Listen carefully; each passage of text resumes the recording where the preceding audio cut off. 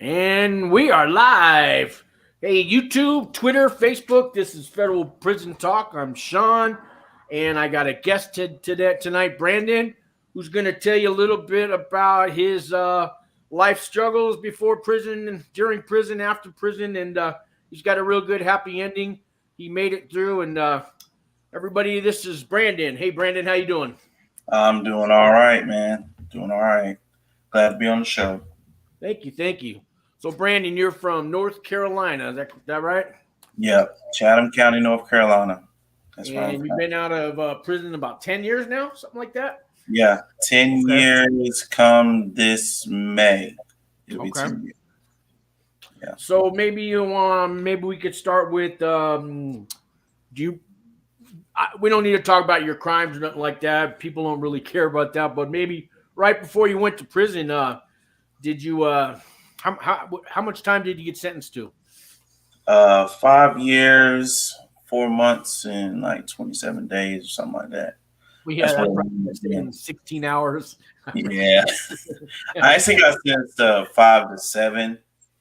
So I didn't max out my sentence. So I only did the 5 years. So you were in the state prisons in North Carolina. Now, how does that work with your good time? You get half time, 2/3 time. How does that work out there? Yeah, you can work it down. Just like I said, I got sentenced to 5 years and I was 5 to 7. So I worked the 7 down to the 5 to where I can Okay. get out at 5 instead of, you know what I'm saying? So I didn't max out my time. I did my minimum, which was 5 years.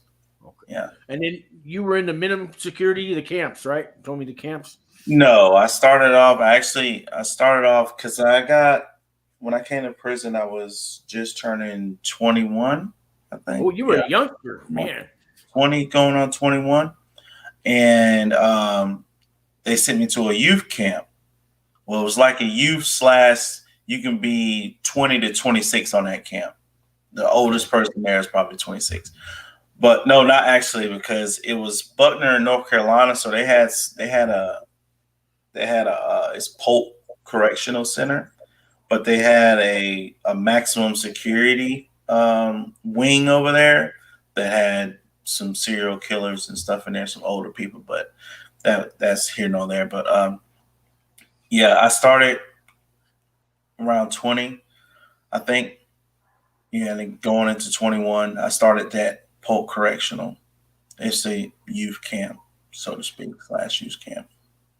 And then so you remember your first day in prison? What was that like? Was that a scary day? No, because I came from previous before prison. I was in gangs and stuff like that. So when I came to the first camp, the COs that was there knew I was a Crip, so they wanted to put me in with all the Bloods. Oh, But really? I was well known in the area, like of Polk Correction in Butner, Durham, all that stuff like that. So I actually knew people in there that knew me from the streets that didn't, you know what I'm saying? It was smooth sailing. I didn't have any problems. You didn't have okay, so you weren't Yeah. like totally fresh meat. Like you had No, some. Okay.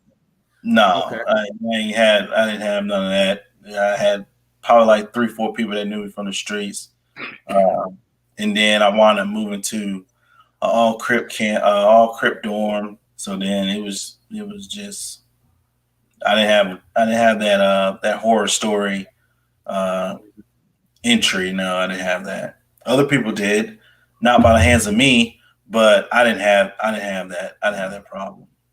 So in those state prisons like that, you got to be in a gang to survive, especially when you're a youngster. Or can you be on your own? Can you be solo?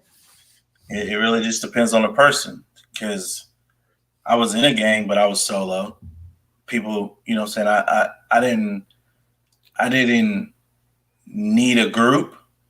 I would, you know, what I'm saying I'd go to 0 to 100 with just me. So a lot of people knew that in youth camp, all you do is fight. So we were fighting just for the hell of it. You know what I'm saying? So people knew out the gate who's who and who's not to just play around with. So Right. yeah, it was So, pretty wild. I wasn't there, but 9 months I was there on and that then camp. you said you went to 5 or 6 camps. So why did you keep moving? Was that something you did to cause that? No, the first when I was there at Polk, it was just processing. So it was just a processing period. That wasn't where I was going to stay at. Yeah. So I processed for 9 months. I stayed there for 9 months. And then I went to from Polk. I went to Caswell County. So that's a minimum custody. Okay. It's close custody, minimum, and medium, or I think medium custody, green clothes. So it's close custody, brown clothes, green clothes. So I went to a brown clothes camp. Okay. I got somebody in the room here. I know TJ says shout out to NC. I'm from Fayetteville. You know that place? Yeah, I know Fayetteville. Yeah, TJ's waiting to get. He's waiting to get sentenced and go to. He's gonna be heading off to prison. So we talk on the phone a lot. Good to see you, TJ. What's going on, man? Yeah. So out of all the camps that you've been in, was there a favorite one? Not that we have favorite prisons, but which one do you think was the easiest to do your time in? I can say two of them was the easiest because I had card games, I had a store, you know what I'm saying? I was living comfortable. COs wasn't on me. It was, you know what I'm saying, it was living comfortable. I'd say it was Brown Creek Correctional and Johnson County Correctional. Those were the two easiest. And Robinson County, but that was going out the door. That was my last camp that I was going home from, was Robinson County. So of course that was easy. I was on the out. So, but in the middle of my time, I would say Brown Creek and Johnson County was the easiest.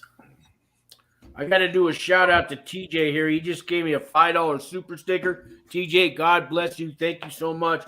And TJ, you know you call me whenever I can do to help you out. God bless you, TJ. Hey, how was the food in those camps in the state? Do you remember? They sucked. I never. Only time I ate food was when I worked in the kitchen at Robinson County because I can make my own food. Like the kitchen lady, I was good. I can come in there anytime. I make my own food.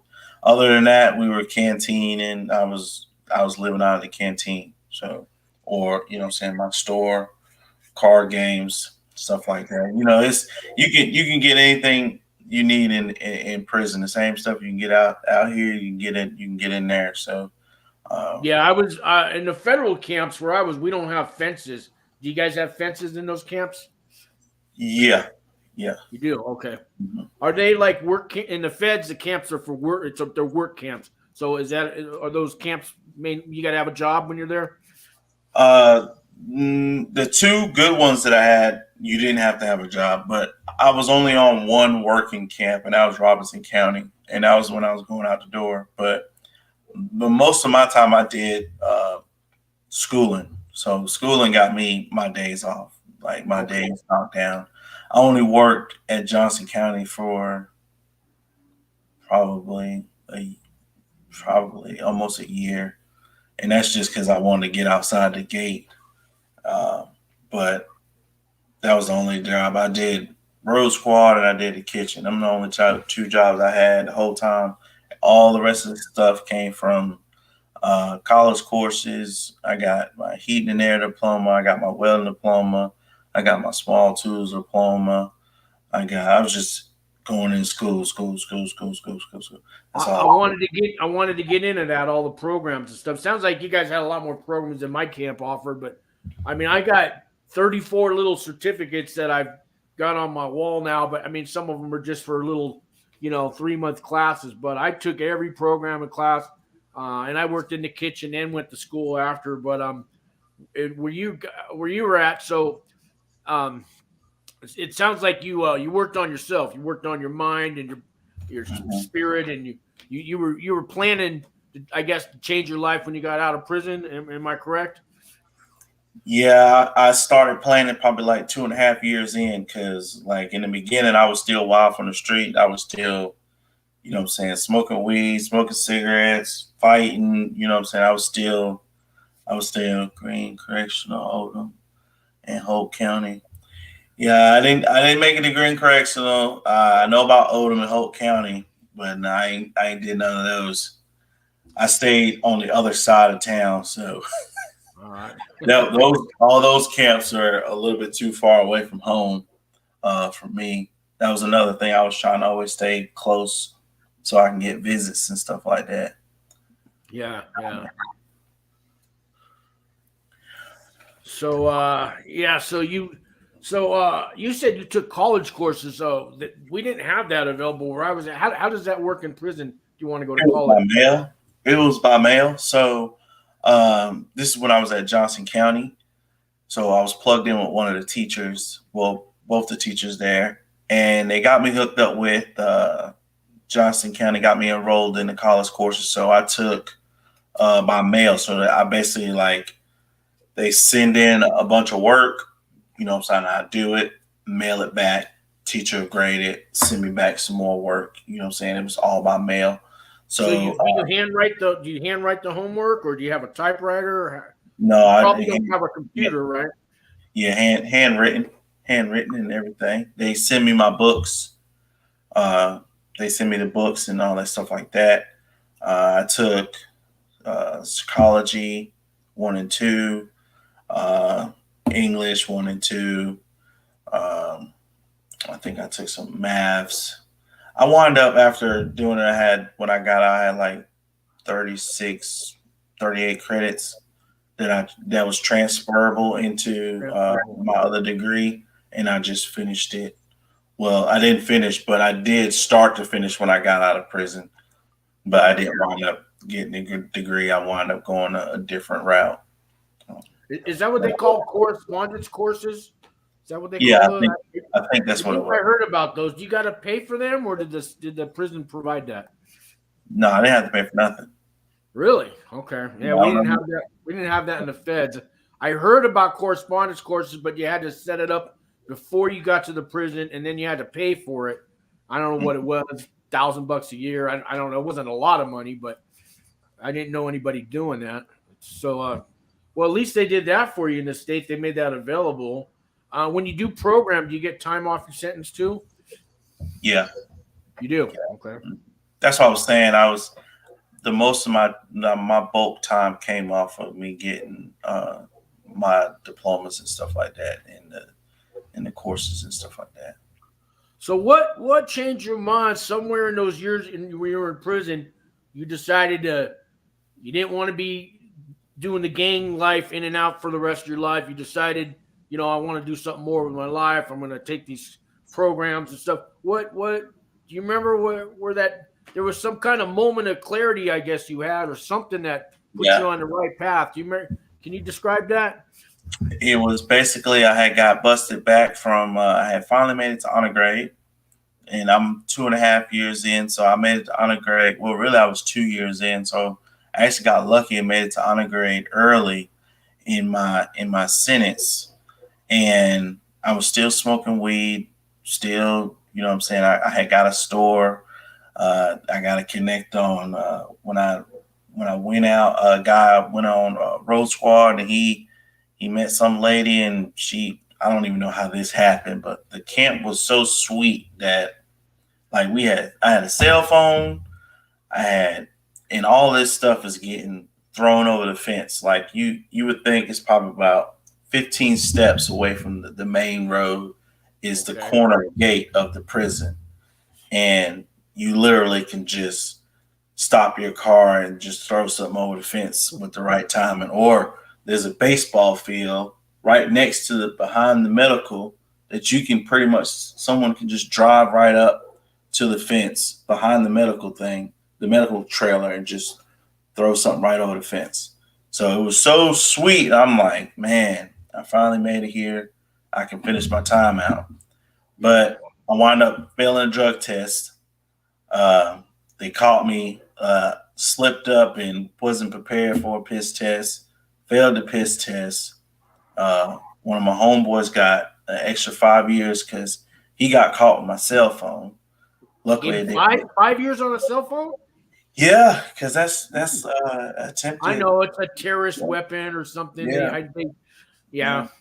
You got My camp had a lot of cell phones, and people, same thing. They throw stuff off the side of the road, and anything you want. You want a bottle of Jack Daniels, you want a cell phone. Yeah. It's there if you got the money, man. Yep.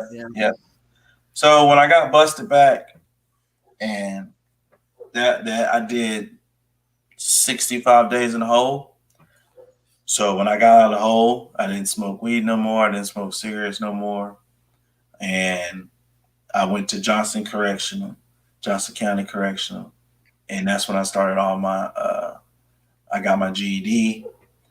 And that's when I started those college courses at Johnson. I did all my college courses at Johnson County. Now it sounds like something happened when you were in the hole. Did you do some soul searching, something like that? Did you? No, I just started to realize what was making me go backwards, and it was getting high smoking weed. So I've always been able to, I would say, when I want to do something, stop, but I never really had the reason to. So when I seen that, I just like messed up a great opportunity to be at a really good, easy camp to finish my time out, just because I wanted to continue to smoke weed. It was pills on the it was everything. That place was wild. You have to have some real willpower to navigate. That place was wild. So you had it good in prison, and you blew that, and then you go to the hole, but now you're on the right path, and now you're taking these programs and all this stuff. And so you did that for what, I guess 2 or 3 more years till you got released. Yeah, because I went from Polk to Caswell to Troy. That's the camp I got busted back from. So from Caswell to Troy, Johnson County.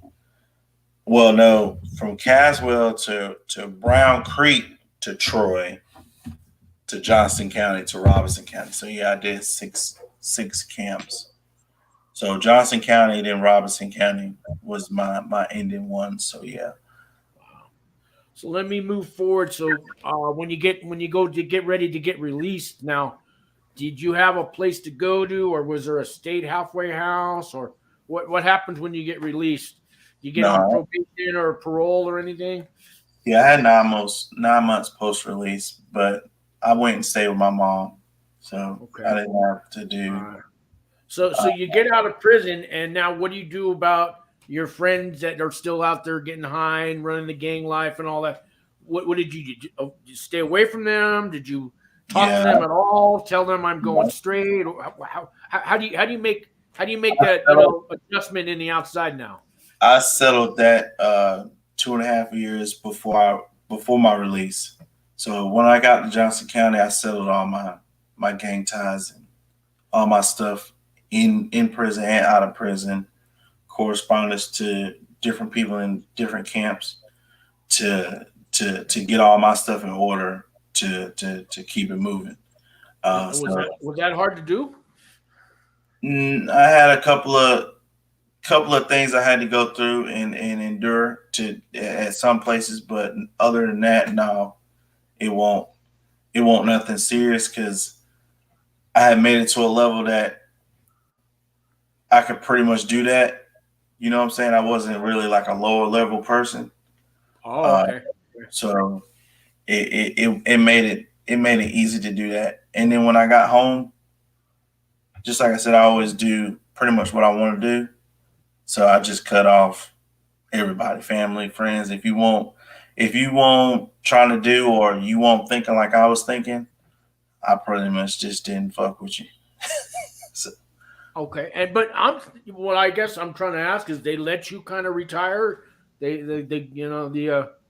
I guess that can be done. I had to do some things, you know what I'm saying, to clear the slate, as far as, you know what I'm saying, but after all that was done, you know what I'm saying? Yeah, I was able to just keep it moving. Okay. So, All right. So well, let's maybe move on to your first job after prison. I know you got your own business now, and I want to get to all that, how that started, and what was your first means of employment when you got out of prison? And was it hard to get a actually, job? yeah, it would have been, but it wasn't. I had lucked up when I got out of prison about 6 months in, about 4 to 6 months in. I met my now wife and her mother, my now mother-in-law, introduced me to a program in Raleigh, North Carolina called Step Up Ministries. So I go to Step Up Ministries and they help people with records find employment. Okay. So I go through that whole process of going through Step Up Ministries, like a year thing. So they plug you into with people that are willing to give you a second chance being a convicted felon. So probably 8 months through, and then I just like I said, I had came home to my mom. She had helped me get a job at Papa John's, and then I'm working at Papa John's, and then I'm working at a temp agency on Capitol in Raleigh, North Carolina. So I'm doing Papa John's in that, um, and then while I'm waiting on Step Up Ministries to find me a place of employment, this is what I'm doing: Papa John's and the temp agency. Okay. And then I would say about 8 months after that, I found a job with CHE through Step Up, and I stayed there. What's CHE? What is that? It's Hey, a what are you doing? it's a siding company. Okay. They do siding, they do pediments, they do columns, just anything for the outside of of a home being built. You know what I'm Okay. saying? Arches and stuff like that. And I wind up working in the mill works. So I'm building these pediments that goes on houses. I'm building these crawl doors that go on the house, columns that go on the house. I learned how to work a CNC machine. So I'm cutting out all this different, you know what I'm saying, fabricating all this stuff out of PVC, wood, hardy plank, you name it. We was using it and we was making it. So I stayed here probably about 3 years, um, and I always wanted to work for myself. So while I was working at CHE, I started my landscaping company, which Okay. is uh, BLLC Landscaping, Brandon Large Landscaping, just abbreviated. I did that, and I started that in 2013. So it didn't take me long Well, to that's not too long, yeah, to get your own business going. I mean, yeah. they say the best thing for a felon to do is start your own business, which isn't always easy. And I know that you're on the board of inmates to entrepreneurs, and maybe we can talk about that too for these guys out here when they get out of prison. But I'm glad you had some organizations that helped you. I work for one. We do that Wings for Life. We do the same thing. We even hire people, but we have all kinds of partners that hire, and we get you started with housing if you need it. It's got to be clean and sober housing, but you need clothes, you need food, all that stuff, transportation, bus passes. So I'm so honored to be able to help people when they come out. It sounds like those organizations you talked about, the ministry and all that. So there is help even in North Carolina. It's good to hear that stuff. Yeah, it's they help a lot of people. I wind up getting on the board of that program. So I'm on that board and I'm on inmates to entrepreneurs. Because I kind of once I graduated from Step Up Ministries, I came back as a co-partner, and I've co-partnered seven or eight people, and it's a year long course. So Okay.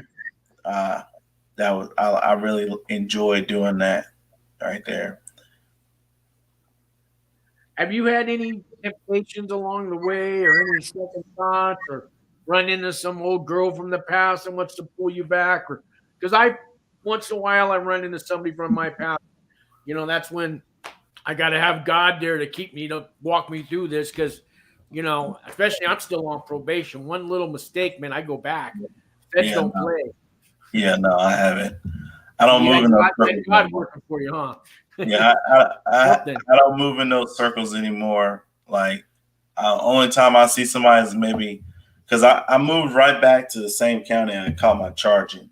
Like, they Right. gave me the 5 years, so I know everybody, and I've had a reputation before I left of like I'm not like a pushover. You know what I'm saying? Like people respect my decisions, and they know to owe me, and then they see me get out, and I'm a little bit more laid back. I'm more focused. All I'm talking about is business. You know what I'm saying? Stuff like this. I'm not in the places that they're in. I'm either working or at home. And that's not a fear of not being out there. It's just a choice of I'm doing something totally different right now. So because I've always like even before prison, I kind of straddled the fence. I would sell drugs, I would do drugs, but I always had like a 9 to 5 job. I always took care of my responsibilities, you know what I'm saying? Stuff like that. But I like to smoke weed and get high and do stupid stuff. So I kind of just were like straddling the fence. And when I got back from prison, I just stick on one side and that was just straight positive. So I haven't had any problems at all. You know what I'm saying? So So what makes you so strong today? What made you so strong from after prison till today? I mean, it seems like you know what you want. You're going to do it, and you're doing it. yeah, What where does that strength come from, man? What can you tell people out there getting out of prison? How can they do what you did? well, it I was really I haven't changed. It's just what I'm doing has changed because I've always been a strong-minded person. It's just I was into negative things. So the only thing that's changed is now my direction is in positive things and bettering myself and thinking about my legacy and what I'm going to leave my kids and really finding out how the world works and what is important and what's not important.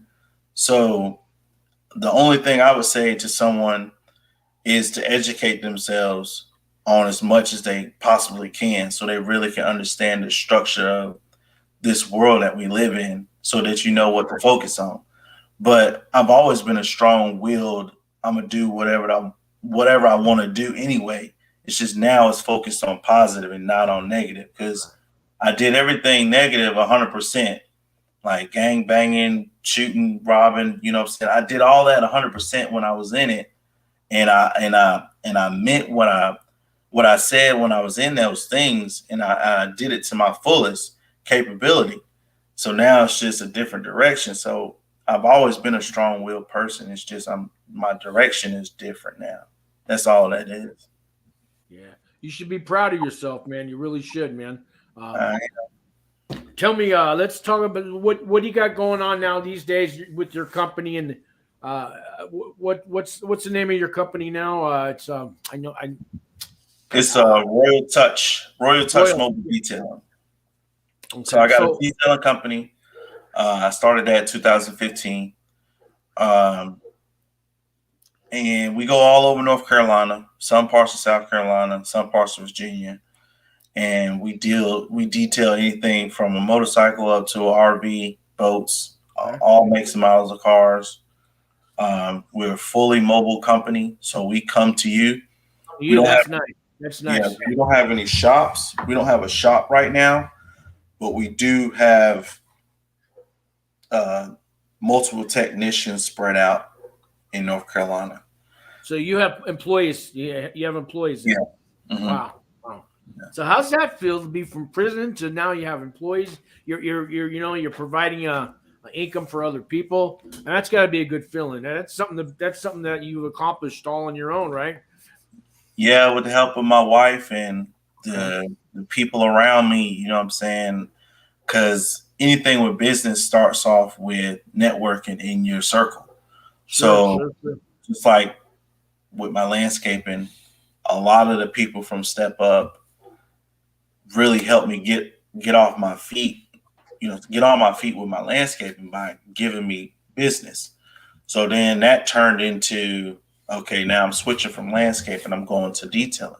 And then still my network was even bigger from the landscape, and then just moved over to detailing. So all those same people wanted me to do their cars.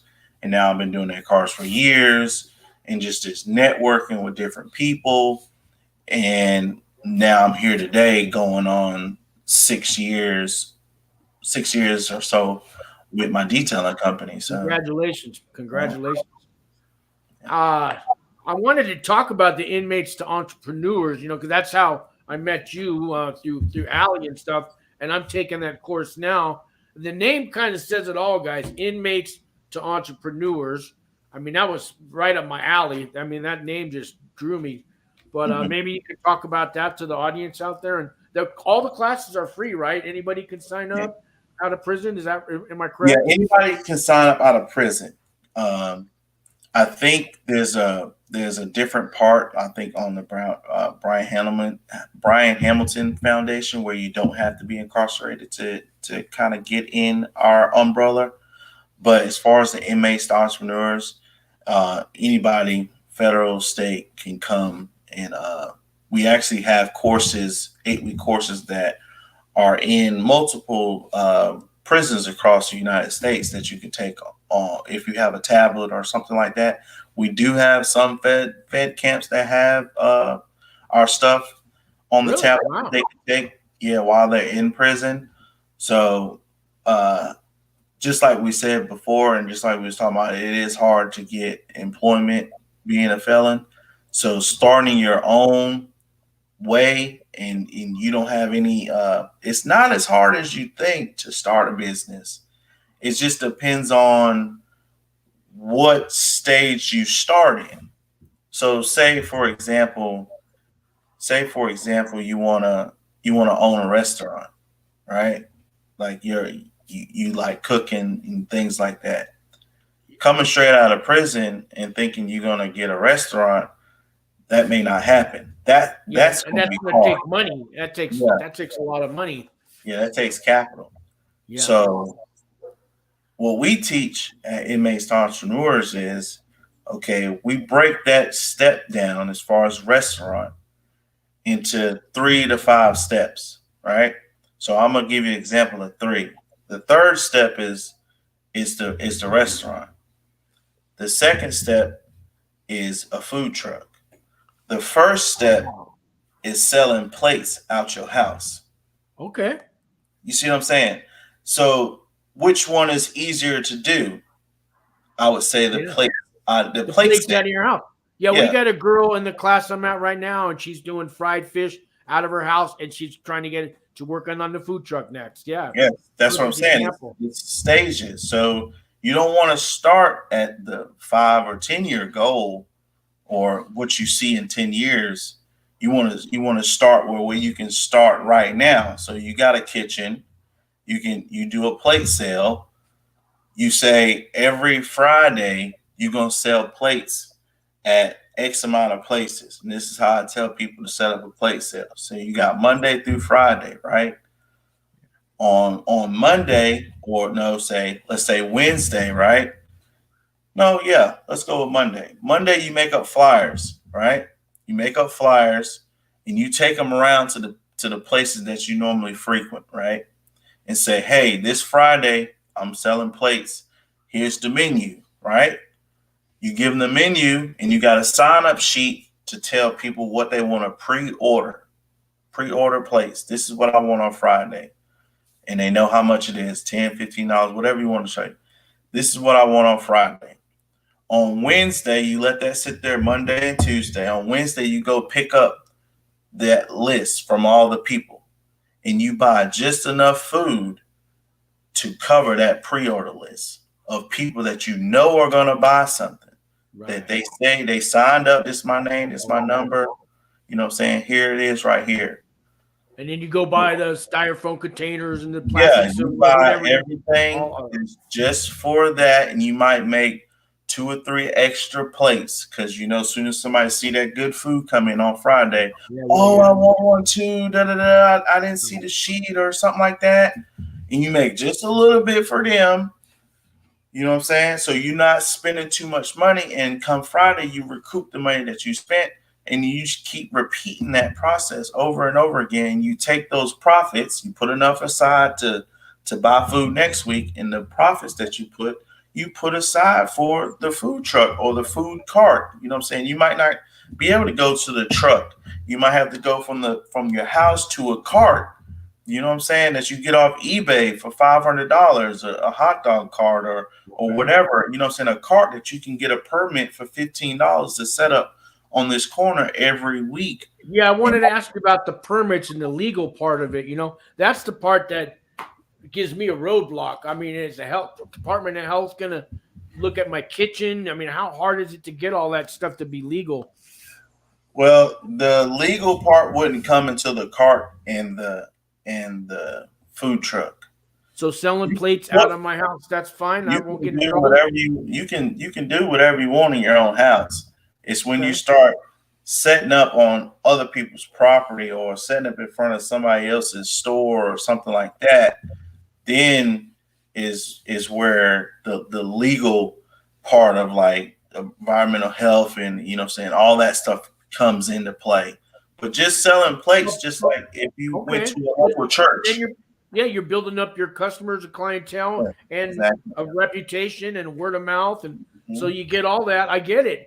And then, so now you're ready for like you said, a hot dog cart or something. Okay. That makes a lot of sense. But a lot of people try to start at the 5-year, 10-year goal, and they can't accomplish it because it's too much. It's stages. You gotta build up to that. You see what I'm saying? Like now I've built up to having employees, having trucks, having vehicles. You know what I'm saying? I've built up to that. But if I would have tried to start there, I would have needed too much capital to start. Like everything that we show you at Inmates Entrepreneurs, you can accomplish with $500. And then some of the stuff, if you bootstrap it like I bootstrapped my landscaping company, I borrowed all my landscaping equipment. I borrowed the truck. I borrowed the gas. I borrowed everything. And once I started making money, I would put that money aside to go buy my own lawnmower, to go buy my own blower. You know what I'm saying? But I still just borrowed and say, hey, can I use your lawnmower this weekend? Or, hey, can I use your blower this weekend? Or, hey, can I use your truck this weekend? You know what I'm saying? And I'll set everything up during the week. And then come the weekend when I got 5 or 6 yards to do or something like that, I know I could just go pick up this stuff, get all my stuff done, and make it do what it do like that.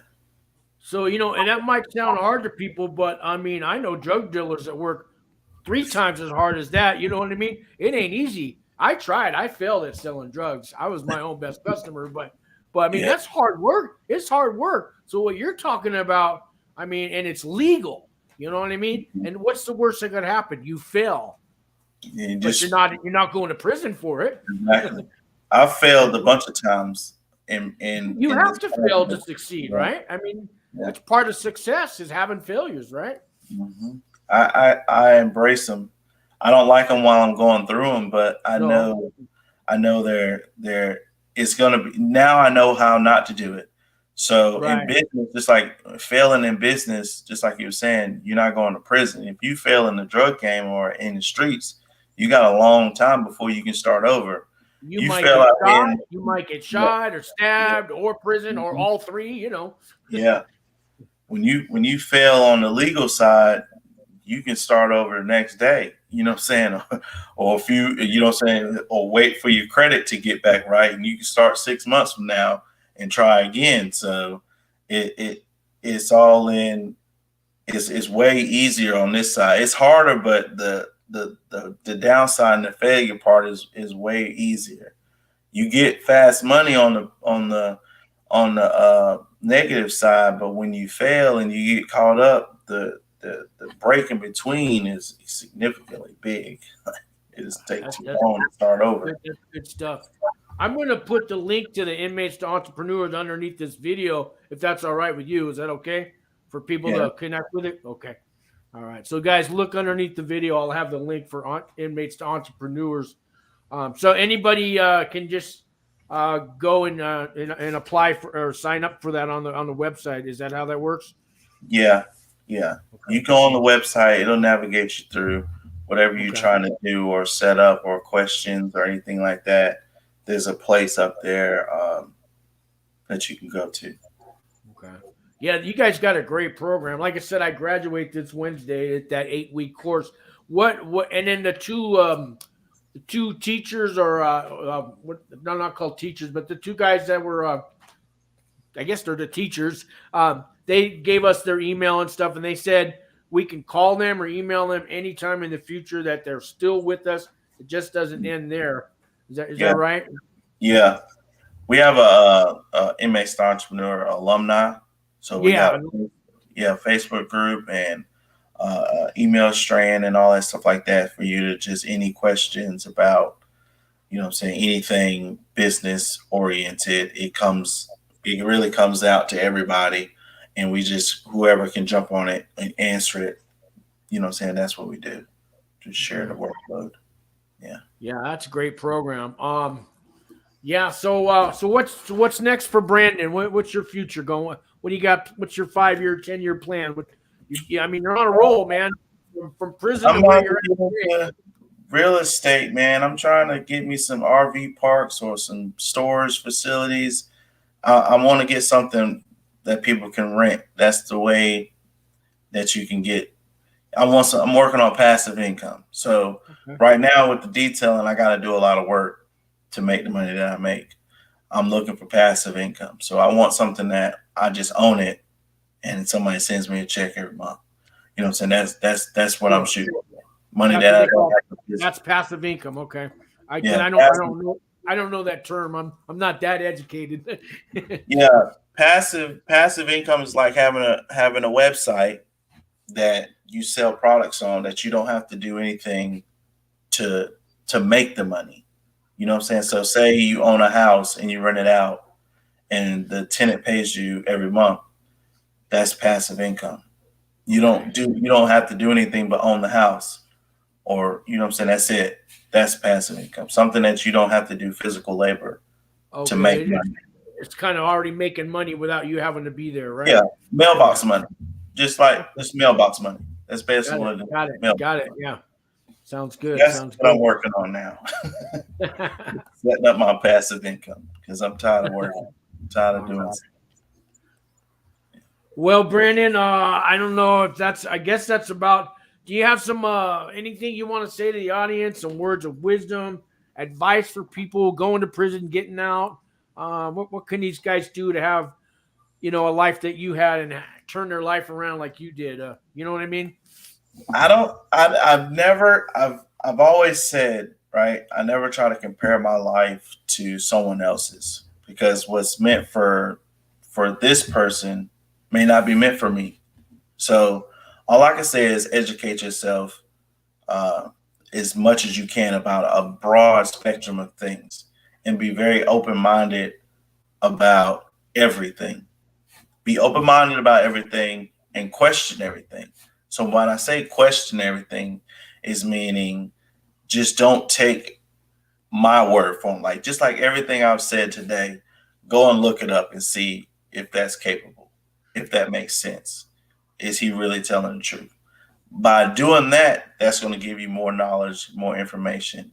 By not just taking the word of anybody, go research it yourself. Go find the information yourself and see, hey, is he telling the truth or did I find something different? You know what I'm saying? So that's how I question everything. I'm very open-minded and I'm not scared to change or fail. So failure that's something that you can't change. And change is something that's going to always happen. So as long as you keep evolving yourself, like I'm not the same person I was yesterday because I learned more. I learned something new about either myself, my environment, my business, a customer. You know what I'm saying? I learned something yesterday that makes me a different person tomorrow. If you got a mindset like that, you always going to change. Every day you're a different person.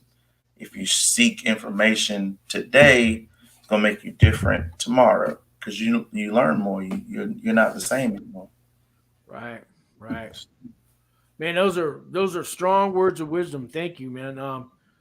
Brandon, I wish you the best in your journey in life. I mean, I'm blessed to have you on this channel right now, and No problem, man. thank you for giving, turning your life around, and I mean, it's one more person that puts the, I'm trying to think of, felons have a bad name. People coming out of prison have a bad name, and then they get to meet somebody like you, and maybe you change somebody's mind that watches this video, and little by little we change the stigma of people coming out of prison. You're a great example that great example of somebody who CRIP member to look at you now, entrepreneur. I mean, Yeah. You know what I mean? Nobody ever asked me, have I been in prison? Like, they're shocked to know that I've been in prison. So I feel like if you're not in the same places that you normally are in, and you're mingling with different people, no one will ever know you're a felon. I tell people, I'm saying, it's broadcasted. I've told my story on multiple different platforms, and I share it on my Facebook. I'm not ashamed of being in prison or have been in prison because I know where I've come from. Certain things that I had to do, I had to go through that to get here. I wouldn't have got here if I didn't go through that. It was hard going through it, and it was long going through it, but that's what helped me get here. You see what I'm saying? So don't be mad at the road. Just look ahead and okay, I went through this so I can be better at this, because I still use some of my slang thinking and my street thinking in this positive space. You know what I'm saying? So I can be strategic. Like I swear a drug dealer, a successful drug dealer would be a beast in the legal field of any kind of thing dealing with any kind of money or anything like that, because they're so strategic in this. If they just switch gears and use that same mind in this space, they would kill the game. You know how many times I've heard if a drug dealer just took all that energy and knowledge and street smarts and everything and applied it in a legal way, how far they could go in the world. Yeah. You know what I mean? Very far. It's true. It's true. Because people from the streets got not only the street smarts, but, and the common sense that somebody only goes to college and doesn't know anything about the streets. They're naive. They're ignorant. They have that, they have their college education. But, us coming out of prison, we get it all. If you take the classes and educate your stuff, then you're you know what I mean? You have more than a college student does. And I don't know. I tell people, at some job interviews I've had in the past, if I could make it through prison, I can make it through anything. I'm the guy you want to hire, from what, you know what I mean? Nothing's going to stop me now. I made it through prison. And, if you look at it in a positive way, it can work for you. It sounds like it's working for you. Yeah, it is. I'm doing all right, man. I stay at the house and I work. That's all I do. I've had all my fun before prison. So, and when I came home, the same stuff was going on. The people was just older.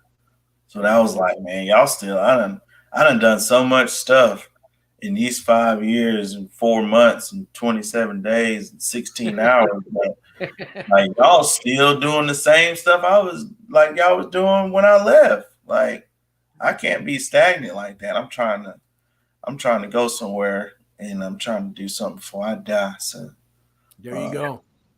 Yeah, I was 50 years old when I went to prison. I didn't learn my lesson until I was in my 50s, and that's what it took. But so what? If I finally got it, but I hope somebody out there doesn't have to be 50 years old and finally getting it. You got it when you were young, while you were in prison. That's a God blessing right there, man. Yeah, I was lucky. That's what I was saying. This whole road has just it's been hard, but like I dodged a lot of bullets that maybe someone else didn't. and it was, you know what I'm saying, that was right in the same space with me, and it was just harder for them. But I'm not trying to waste that. That's why I just keep doing what I've been doing and getting it to do the best I can. Got a message for you here. Katrina says, "Welcome home, Brandon." I guess she just came on here. Maybe she's not aware. He's been out 10 years, Katrina, but still, thank you. Welcome. That's the rerun of the show, Katrina. That's some good stuff we talked about here. She's got a son coming out of prison next year, so maybe he can use inmates to entrepreneurs when he gets out too. Depending on where he's at, he can use it now. That? I said, depending on where he's at, he can start the course. Oh, yeah. I think he's in a federal detention center waiting to get sent out to a camp. He's already been sentenced, but they've held him there for I've talked to her. They've been holding him there for over a year in a detention center. They still won't. He's been sentenced over a year ago. So her son's going through it, but maybe she can watch this video later and give him the information from where he's at. Anyways, Brandon, I guess I'm going to wrap it up. I want to thank you for anything. Any last words of wisdom for anybody out there? No, I think I'm tapped out, man. I think all right. I want to let you get back to your wife and everything. It's Saturday night over there. The sun it's probably dark there. Sun's still, it's not dark here yet, but it's dark here. It's about to be 9 o'clock here. 9 o'clock. All right. Here. Thanks a lot, Brandon. I really appreciate you, man. And email me anytime, whatever. I'll check out your Facebook and stuff. Anything I can do for you, you let me know, okay? All right, no problem, man. Thanks for having me. God bless. Have a good night, man. All right, you too.